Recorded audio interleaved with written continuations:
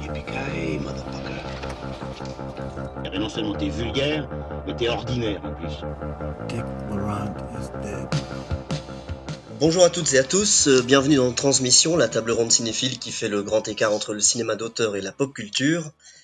Alors, confinement oblige, la table ronde n'en a plus que le nom, étant donné que nous sommes chacun derrière notre écran, mais nous avons décidé, qu'à cela ne tienne, de continuer à parler de cinéma, même à distance. Alors, selon la formule consacrée par notre maître, je dirais « Je suis encore une fois bien entouré, car derrière chaque écran se cache quelqu'un. Monsieur Manuelas, est-ce que vous êtes fidèle au poste ?» Tout à fait, Julien. Salut, monsieur Lucien Alflands, comment allez-vous ? Ça va et vous ? Très bien, en train de grignoter, bizarrement. Et monsieur Olivier Grinard, est-ce que tout roule dans le nord de Bruxelles, Olivier ? Très bien, merci beaucoup, bonsoir à tous. Vous aurez peut-être remarqué un changement aujourd'hui, puisque ce n'est pas Olivier qui présente de sa douce voix. Donc, avant l'avalanche de tweets que nous recevons sans doute d'internautes déboussolés et qui sont déjà fous de colère, je peux leur dire, rassurez-vous, ce n'est qu'un changement ludique le temps d'une émission, il n'est pas destiné à tenir sur le long terme. Ce soir, émission spéciale, à l'occasion de sa ressortie chez Spectrum Film en Blu-ray dans une magnifique copie restaurée, nous allons aujourd'hui traiter de Yang-Woo, selon son titre original, ou pour nous The Bride with White Hair, film hongkongais de Ronnie Yu. Alors le film que mes trois compères aiment particulièrement, il est sorti en 1993. Il réunit à son casting deux énormes stars du cinéma hongkongais, à savoir Brigitte Lin et Leslie Cheung. Le long métrage raconte l'histoire de Yi Hang, élevé depuis la naissance par le clan Wu Tang, afin de devenir un épéiste chevronné. Durant son apprentissage par son maître, qui voit le gamin comme son successeur, Yi Hang fera la rencontre d'une redoutable guerrière orpheline, qu'on surnomme la Louve, et dont il tombera éperdument amoureux. Donc c'est une sorte de Roméo et Juliette dans les clans chinois, on peut dire. Le film a été l'un des plus grands succès de la carrière hongkongaise de Ronnie Yu, et je sais pas, je peux laisser la parole à notre spécialiste cinéma asiatique, qui peut nous parler un peu du contexte du film ou de production, Manuelas. Je sais pas si tu as quelque chose à nous dire. C'est déjà un film un peu particulier dans la carrière de Ronnie Yu, puisque c'est un film qui va le faire connaître sur la scène internationale et qui va lui offrir un passeport pour tourner à Hollywood. Donc Ronnie Yu, il a un statut un peu particulier dans le cinéma hongkongais, car c'est un nom qui n'est pas forcément immédiatement identifié avec la nouvelle vague hongkongaise. C'est un courant qui a émergé à la fin des années 70 avec Choi Ark, Ringo Lam, John Woo pour le plus connu, Kirk Wong ou Han Yu. Et justement Ronnie Yu, qui est moins identifié avec cette nouvelle vague, alors qu'il a signé à la même époque ses premiers films. Il signe son premier film en 79, la même année où Choi Ark, lui, va signer un des grands films manifestes de cette nouvelle vague hongkongaise, qui est Butterfly Murder. Alors que lui, comme Choi Ark, a fait ses études plutôt en Occident. Oui, c'est un parcours commun avec beaucoup de réalisateurs de la nouvelle vague qui, pour beaucoup, ont fait leurs études en Occident. Ronnie Yu, lui, il est connu plus pour sa carrière américaine, à savoir La fiancée de Chucky, Jason contre Freddy ou le 51e État. Et en fait, beaucoup moins pour ses films hongkongais qui ont été assez peu distribués en France. Même The Bride with White Hair, qui avait reçu le grand prix du festival de Gérardmer, il est sorti que 2 ans plus tard chez Studio Canal, qui en détenait les droits.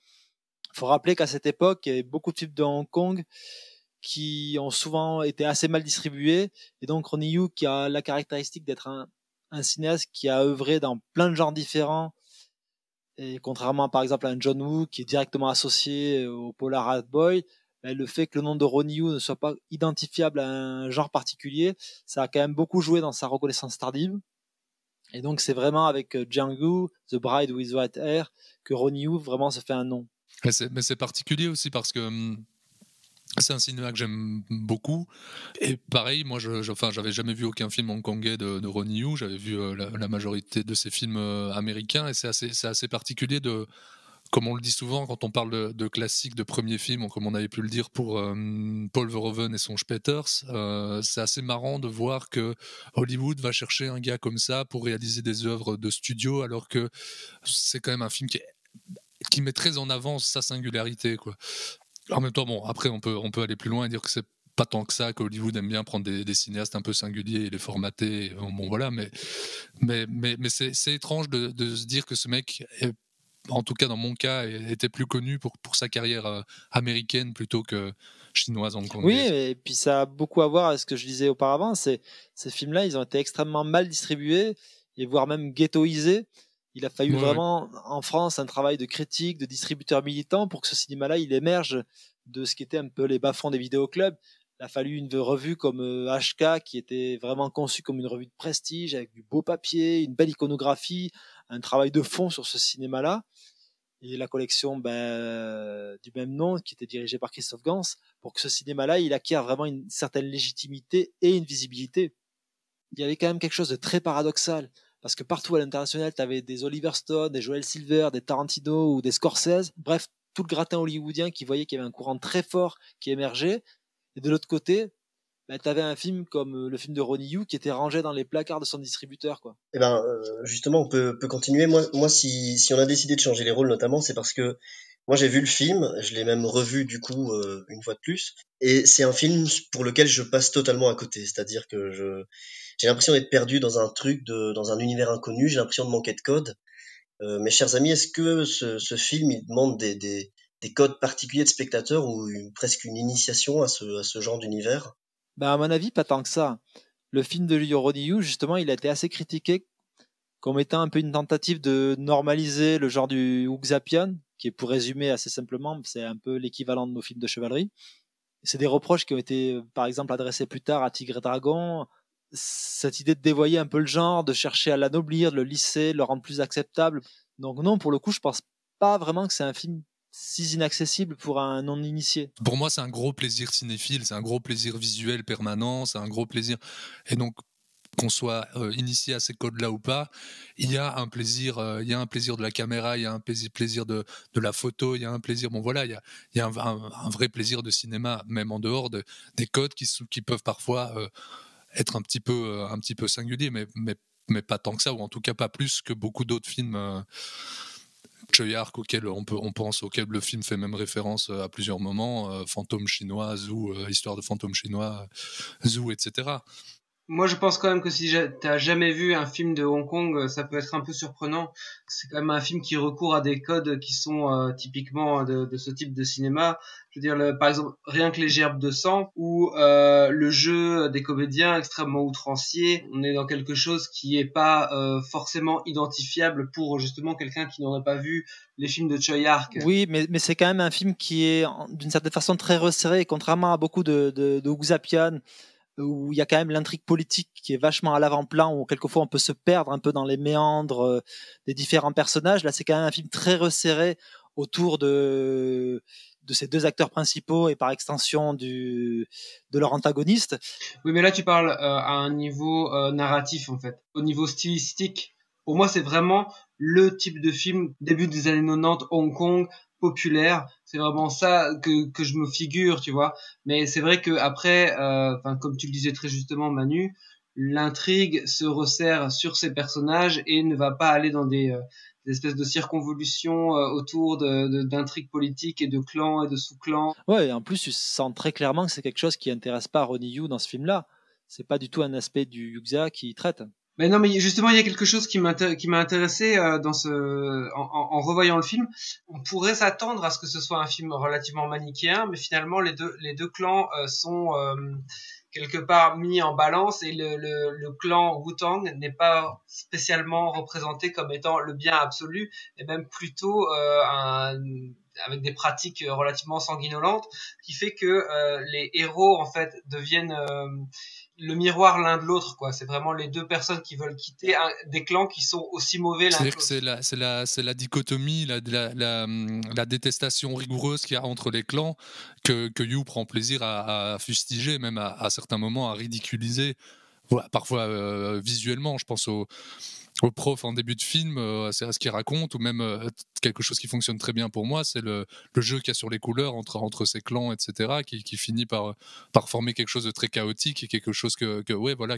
Moi j'ai l'impression qu'à certains moments, Ronnie Yu ridiculise un peu cette guéguerre-là. Par ailleurs, j'ai pas lu le roman originel dont est tiré le film. Mais apparemment, ce qu'on entend dire du réalisateur lui-même, c'est que c'était sa volonté en effet de faire une sorte de Roméo et Juliette en mandarin, en mettant en avant le côté lutte contre le destin plutôt que le côté politique et martial du roman originel, quoi. Tout en gardant pour ce qui est le plus parlant dans le film, ce qui est très parlant dans le film, c'est le discours sur les traditions chinoises qui s'étiolent. Ça, visiblement, il a voulu en faire quelque chose. Oui, mais après, l'aspect romance à la Roméo et Juliette, qui est effectivement prégnant dans le film et qui est revendiqué par Ronnie Yu, pour moi, le cœur même du film, c'est vraiment l'ambivalence du sentiment amoureux. Parce qu'il y a vraiment, vraiment quelque chose de très singulier dans le choix même du casting du film, où tu as un personnage masculin aux traits doux et efféminés, qui est Leslie Cheung, et à l'opposé, tu as ce personnage incarné par Brigitte Lin, qui a des traits beaucoup plus durs et beaucoup plus masculins. C'est quelque chose d'assez trouble, qui est même poussé dans le choix d'une jeune fille pour incarner le personnage de Leslie Cheung enfant. Donc il y a vraiment quelque chose qui se joue sur le caractère vraiment ambivalent du sentiment amoureux avec ce personnage de Siamois, et qui pour le coup en plus il faut séparer au sens propre comme au figuré.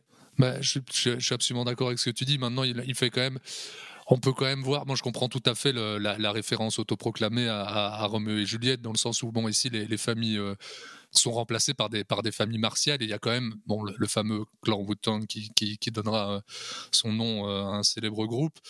Et c'est plutôt les différences sociales ici deviennent plutôt une lutte contre le bien contre le mal, et comme je le disais plus tôt, les gardiens de la tradition taoïste contre les je sais pas si on peut dire les païens, enfin les dissidents. Voilà. Donc il y a quand même le parallélisme, il est là, quoi. Vous l'avez dit, l'intrigue elle est très resserrée finalement, elle est plutôt autour de 2 voire 4 personnages, mais je repensais alors vous avez démonté un film que j'avais plutôt aimé qui est Uncut Gems de Fer Safdie, et en gros vous disiez que on n'y comprenait rien, que c'était bruyant et que c'était tapageur. Alors, les 2 films n'ont absolument rien de comparable, on va pas essayer de les analyser l'un et l'autre, mais ici, je ressens la même chose, c'est-à-dire que visuellement, c'est inventif, mais le découpage, par exemple, la scène de bataille finale, moi, la première fois que je l'ai vue, j'étais complètement perdu. Je trouvais ça foutraque. Je comprends qu'on puisse ne pas rentrer dans le film à cause de sa narration qui est extrêmement resserrée à certains moments. C'est-à-dire que si tu détournes les yeux 10 secondes de l'écran, t'es perdu. Et encore plus, à côté de ça, la mise en scène file à une vitesse dingue.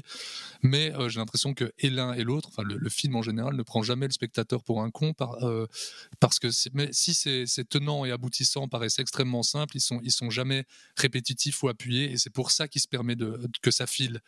Maintenant, pour répondre à ta question directement, moi j'ai à aucun moment l'impression de voir une scène qui est foutraque, hein. Je les trouve toutes, l'affrontement final, je le trouve dingue, si c'est à ça que de ça que tu fais référence. Ouais, en tout cas, j'ai dû être visuellement effectivement très attentif pour comprendre exactement ce qui se passait dans la transformation, dans les cheveux qui s'enroulent. Enfin bon, là je dis les premiers exemples qui me viennent, mais après, Olivier l'a dit, c'est que c'est très baroque, c'est très excessif. Tous les bruitages sont accentués, les épées, les coups de bâton, tout ça. Et j'allais vous demander en quoi cette forme de décalage qui donne un aspect très irréaliste parfois au film. Est-ce que c'est une caractéristique particulière du Wu Qianpan, par exemple? Moi, je trouve qu'à l'époque, en effet, dans les films de Choi Ark, par exemple, si on pense à Zou, les guerriers de la montagne magique, c'est quelque chose que tu vas retrouver, hein, le côté extrêmement outrancier du jeu, des réactions, etc. Après, j'ai trouvé que dans ce film See the Bride with White Hair, c'est vraiment l'emploi des effets sonores, il fait vraiment extrêmement BD. Comme le disait Lucien en début d'intervention, c'est que c'est quand même un film qui est complètement décomplexé et qui va donner énormément aux spectateurs en termes de pur plaisir, quoi. Donc visuellement, il veut en mettre tout le temps, tu vois, c'est un cadre en scope qui remplit tout le temps. C'est un cinéma qui met le mouvement avant tout, qui n'a rien à foutre de toute vraisemblance, va balancer des voiles à l'avant-plan ou des fumées à l'arrière-plan juste pour mettre du mouvement à l'écran. Il y a le mouvement, mais il y a un travail. Quand je parlais de plaisir cinéphile, de plaisir visuel, je faisais aussi référence. En effet, il y a le mouvement, il y a ce dont tu viens de parler très bien, Oli. Mais il y a même, tu arrêtes les images, ça fonctionne aussi. Je veux dire, il y a un travail toute la direction artistique, comme on dit vulgairement, est vraiment sublime. Particulièrement, je trouve en effet les costumes de Amy Wada. Les décors qui sont très très beaux peuvent à certains moments paraître un peu cheap. Moi, à aucun moment ça me dérange parce qu'ils sont beaux en fait. Ils sont pas crédibles, ils font un peu toc, mais ils sont beaux. Justement, sur les décors, il y a quelque chose de très assumé. C'est l'aspect complètement opératique de ce récit-là. Et ça, c'est quelque chose que tu trouves dès la séquence d'intro, qui est vraiment construit et conçu comme une scène d'opéra, d'ouverture d'un opéra, et qu'on va retrouver en plus une séquence miroir qu'on va retrouver à la fin. Contrairement à beaucoup de films de Hong Kong de la même époque qui peuvent parfois paraître un petit peu plus brouillons ou plus foutraques, pour moi, le film de Ron Hughes, c'est vraiment un film extrêmement cadré, très conduit. Je vois vraiment rien de brouillon dans son exécution. Je trouve que les chorégraphies n'ont pas pris une ride, sont super inventives, et aussi la manière dont Peter Pau et Ronnie Yu ont fait le choix de te donner ces séquences d'action qui ont été tournées, je crois, donc à 16 images secondes, puis ensuite développées à 24 ou 36 images, et qui donnent vraiment un aspect extrêmement chaotique au combat, quasiment pris sur le vif. Et c'est quelque chose qui va faire date, puisque l'année suivante, on va retrouver ce même type de mise en scène autour des combats chez Wong Kar-wai dans Les Cendres du Temps. Juste à propos de cette prise de vue à, je crois que c'était même 10 images secondes, et qui a ensuite donc remis à 24 images secondes pour se donner cet effet accéléré. Brigitte Lin et Leslie Cheung, à la différence de pas mal d'acteurs justement du cinéma hongkongais de l'époque, ne sont pas des athlètes, ne sont pas des combattants. En fait, ils se battaient pas vraiment très bien, quoi. Ils pouvaient pas faire illusion si jamais ils gardaient la vitesse de défilement normale, et c'est pour ça en fait qu'il a imaginé ce stratagème. Oui, mais c'était quelque chose qui était à l'évidence là dès le casting, parce qu'au-delà de l'aspect martial, une grande partie de l'histoire, elle est racontée à travers les yeux, ou du moins à travers le regard des personnages, et la manière dont Ronnie Yu va se rapprocher de plus en plus des visages de Brigitte Lin et de Leslie Cheung, et qui sont pour le coup deux acteurs extrêmement expressifs. Même moi qui n'ai pas aimé, c'est vrai que ces regards dans cette scène finale sont très beaux, effectivement. Enfin, il y a un travail iconographique en fait. Enfin, le premier moment où il y a ce gros plan sur ses yeux quand elle va défendre les villageois là de nuit. Dans une séquence qui m'a fait beaucoup penser à Conan le Barbare. La dernière image de cette scène après sa confrontation avec Leslie Cheung, je crois, c'est un arrêt sur image où elle a son arme qui est une espèce de drap, de drap enroulé comme ça, qui part derrière elle, et il va y avoir un arrêt sur image. En fait, Ronnie Yu va vraiment aller au maximum pour iconographier à mort ce personnage-là, et c'est assez réussi, je trouve. Pour revenir à ta question de base, Julien, quelque chose qui peut décontenancer, mais qui moi me fascine dans le film, c'est que on sent qu'il a envie, peut-être pas à tout moment, mais très régulièrement, d'abord d'être inventif tout le temps, mais aussi de s'affranchir un peu de certaines règles assez dogmatiques du cinéma. Pour donner un exemple plus concret, j'adore la manière dont il trouve quasi systématiquement une idée différente pour dynamiter chaque champ contre champ. Il va te filmer le personnage A, et puis il va panoter extrêmement vite sur l'autre personnage, revenir dessus comme ça 3 fois, et puis au dernier plan de ce champ contre champ, il te filme toujours le personnage A, et puis il fait un travelling arrière pour capter. Enfin, tu vois, c'est des trucs qui sont hyper inventifs. Moi, ça me fascine de voir ça. Je sais. Enfin, voilà. Ouais, c'est extrêmement inventif, et c'est surtout porteur de sens, parce que tu as une direction d'acteur qui est extrêmement précise. C'est quelque chose que tu retrouves dans la composition des cadres.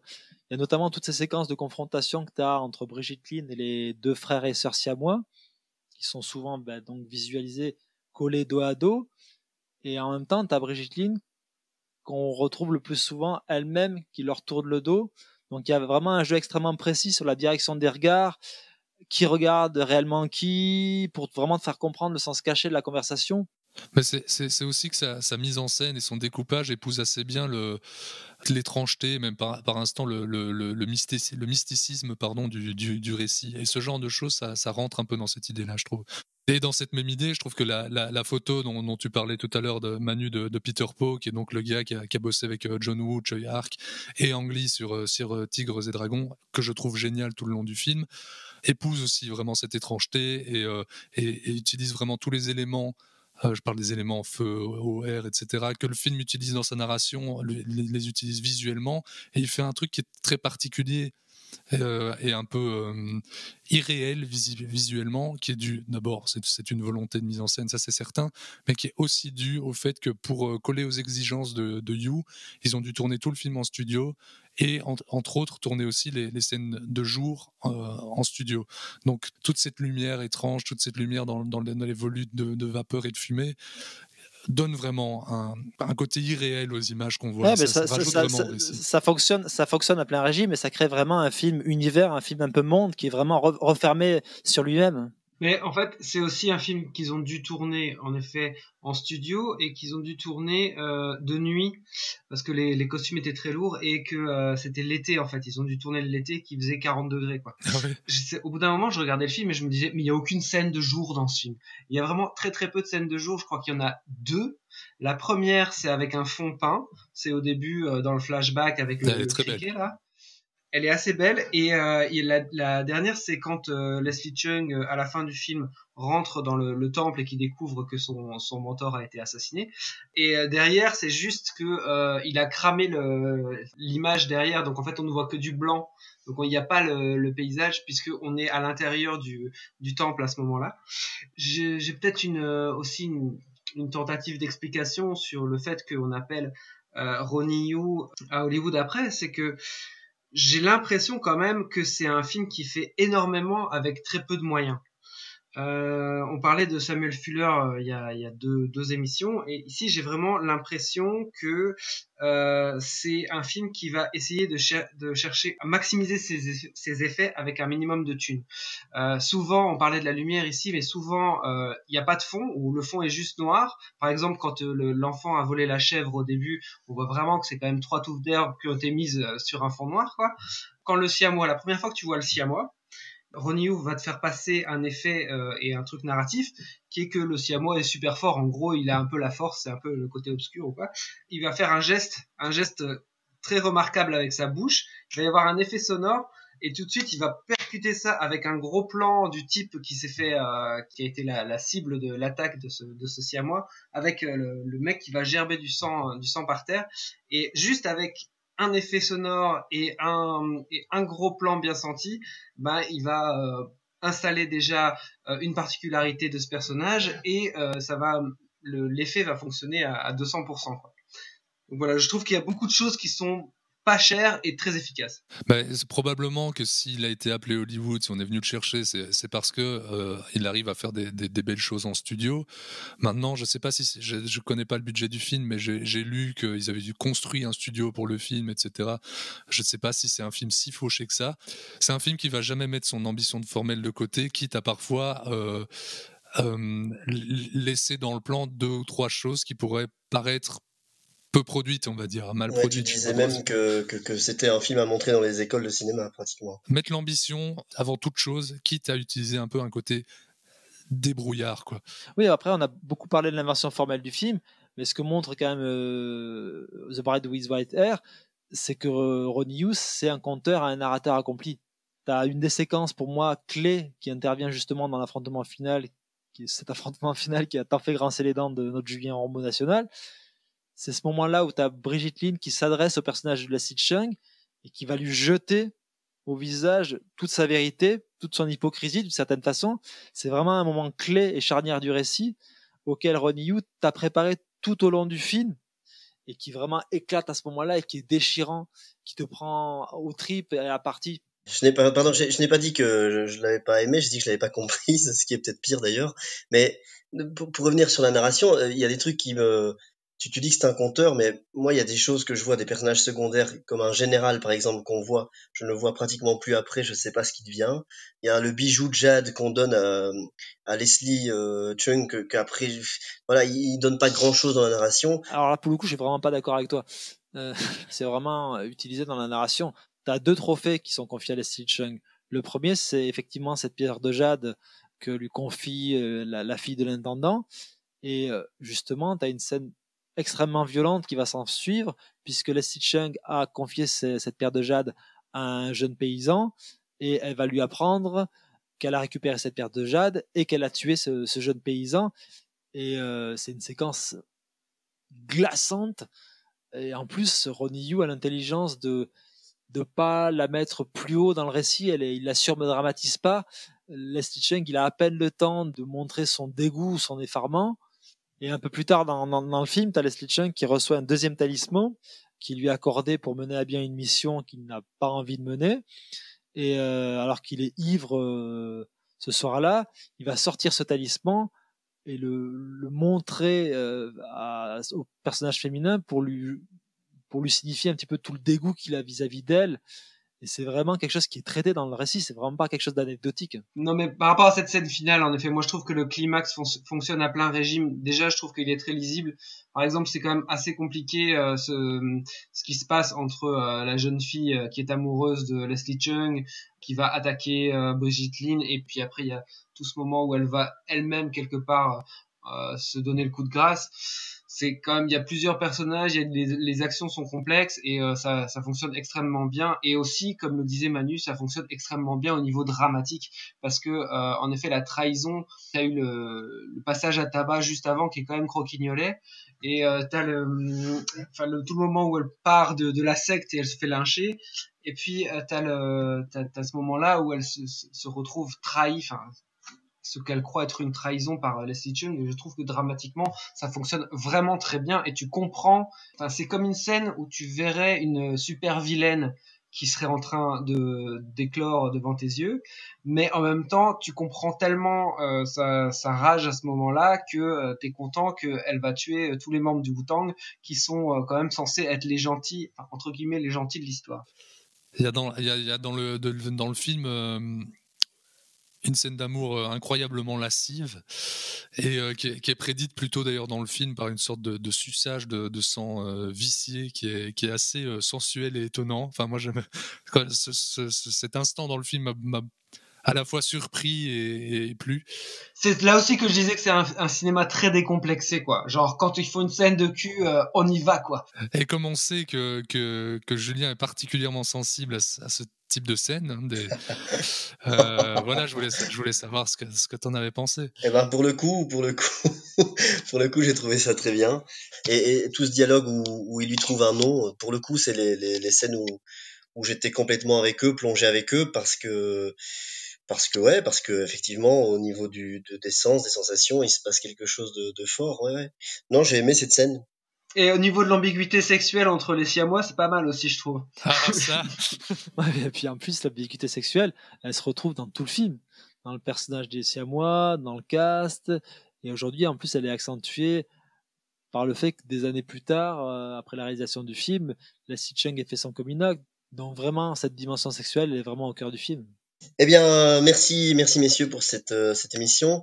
On va arrêter là. Je crois qu'on a été assez complet sur le film. Il ressort donc chez Spectrum Film en Blu-ray, en support physique. Donc vous n'hésitez pas à le revoir. Et pour ma part, je vais aussi encore me refaire un visionnage pour rejoindre mes camarades. Merci à toutes, merci à tous, merci à vous les amis. Merci Julien Romeau, notre chance boudreau à nous. C'est trop d'honneur que vous me faites. Eh ben, merci beaucoup et à bientôt.